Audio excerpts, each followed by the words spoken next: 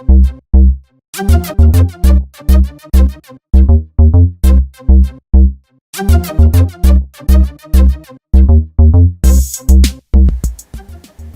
and welcome.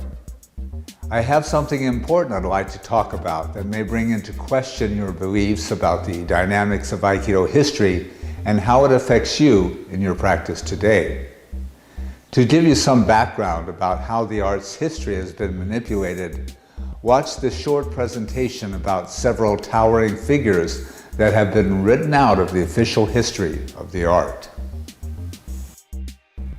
You see, early histories of the art have played fast and loose with the facts, so anyone wanting to research Aikido's background has to wade through a landmine of questionable information. But it's not just that there's a lot of erroneous information out there. There's the major problem of the glaring omissions and attempts to downplay people and events that have played a significant role in shaping Aikido's evolution. How can one gain a clear understanding of the art's intended purpose based on distorted information? Let's look at a few examples and see what has happened. Are you familiar with these historical figures who were students of Founder Morihei Ueshiba and made major contributions to the development of the art? Sokaku Takeda, whose Daitoryu Aiki Jujutsu techniques stand as the basis of modern Aikido, was the main jujutsu teacher of Morihei Ueshiba. Sokaku's role has been minimized to suggest that Daitoryu was merely one of several martial arts that the founder studied, rather than the single most important influence. Yoichiro Noriaki Inoue was a nephew of Morihei Ueshiba, who closely assisted the founder for more than 2 decades. Inoue was perhaps the most skilled student of Morihei Ueshiba during the early development of his uncle's art. Inoue has essentially been deleted from Aikido history. Do you even know his name? Kenji Tomiki began training in 1926 and became one of the most important figures of the pre-war era.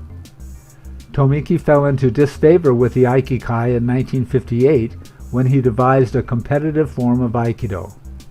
In Aikikai circles, his name is seldom mentioned. Kiyoshi Nakakura was a famous swordsman who married Morihei Ueshiba's daughter in 1932. Nakakura, then known as Morihiro Ueshiba, became O-sensei's designated successor through this marriage. However, Nakakura left Morihei's Kobukan dojo in 1937 and returned to the kendo world.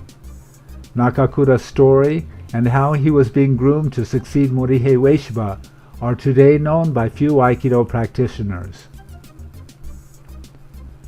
Koichi Tohei began training in 1940 and went on to become chief instructor of the Aikikai after the war. Tohei resigned from the headquarters dojo in 1974 to head the Kino Kenkyukai school he had founded, which emphasized his principles of ki energy. His huge contributions are no longer mentioned in Aikikai publications. Morihiro Saito began training in 1946 and became one of Morihei's closest students in Iwama. Saito's mastery of the Aikido curriculum made him one of the best known of the post-war Aikikai instructors.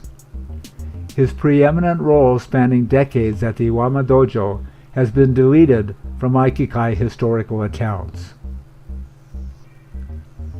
What is the antidote for this lamentable distortion of the magnificent history of Aikido?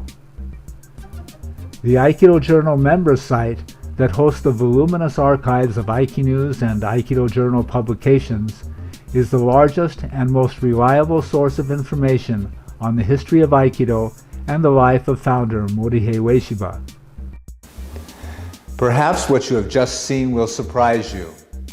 Well, a futile attempt is being made at this very moment to erase my personal teacher, Morihiro Saito sensei, from the annals of the Iwama dojo since his passing in 2002. These attempts to rewrite history have motivated me to devote a great deal of attention to these historical figures. Except for Sokaku Takeda, I personally knew and interviewed all of the names I mentioned.